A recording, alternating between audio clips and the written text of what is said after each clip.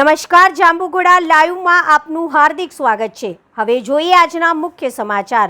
જાંબુઘોડાના ઐતિહાસિક ગઢીના કિલ્લાની ભારે દુર્દશા, તંત્રની ઘોર ઉપેક્ષાના કારણે વિરાસત જર્જરિત। હાલમાં કાળજીના અભાવે કિલ્લાની દિવાલો અને માળખું અત્યંત જર્જરિત થઈ ચૂક્યું છે। જો તંત્ર દ્વારા સમયસર આ કિલ્લાનું સમારકામ કરવામાં નહીં આવે તો ઐતિહાસિક ધરોહર જમીનદોસ્ત થઈ જશે। સ્થાનિય નાગરિકો અને ઇતિહાસ પ્રેમીઓની માંગ છે કે તંત્ર દ્વારા આ કિલ્લાનું નવીનીકરણ કરીને તેને કોઈ સરકારી કામકાજ માટે ઉપયોગમાં લેવામાં આવે અથવા તો તેને એક મ્યુઝિયમ તરીકે વિકસાવવામાં આવે, જેથી જાંબુઘોડાની આ અનોખી વિરાસત જળવાઈ રહે।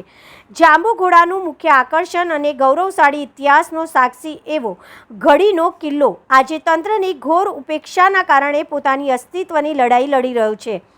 યોગ્ય જાળવણીના અભાવે આ કિંમતી ઐતિહાસિક વારસો દિન પ્રતિદિન જર્જરિત બની રહ્યો છે, જેને લઈને સ્થાનિય લોકોમાં ભારે રોષ જોવા મળી રહ્યો છે।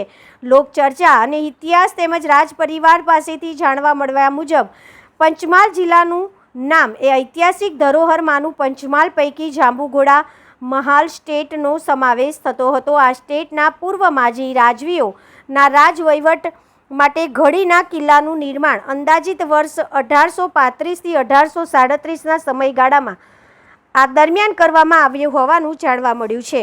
જ્યારે 1948ના વલીનીકરણ પહેલાં પણ આ કિલ્લો શ્રીમંત મહારાણા દિગ્વિજયસિંહના તાબા હેઠળ ધમધમતો રહ્યો હતો। જ્યારે 1948ના વિલીનીકરણ બાદ જાંબુઘોડા સ્ટેટના પૂર્વ રાજવી મહારાણા દિગ્વિજયસિંહજીએ આ કિલ્લો સરકારી કચેરીઓ માટે સુપ્રત કર્યો હતો। ત્યારે આઝાદી પછી કિલ્લાનો સરકારી કામકાજ માટે ઉપયોગ થતો હતો, જેમાં પોલીસ સ્ટેશન, વન વિભાગની ઓફિસ, મામલતદાર કચેરી અને ટ્રેઝરી જેવી મહત્વની સરકારી કચેરીઓ કાર્યરત હતી।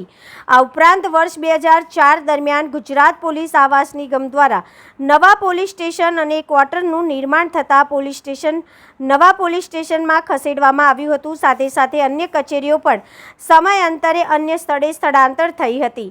ત્યારબાદ ટ્રેઝરી ઓફિસ જ અહીં લાંબા સમય સુધી ચાલુ રહી હતી, પરંતુ તેને પણ કાળક્રમે જાંબુઘોડાથી હાલોલ ખસેડી લેવાતા કિલ્લો સંપૂર્ણપણે ખાલી થઈ ગયો હતો।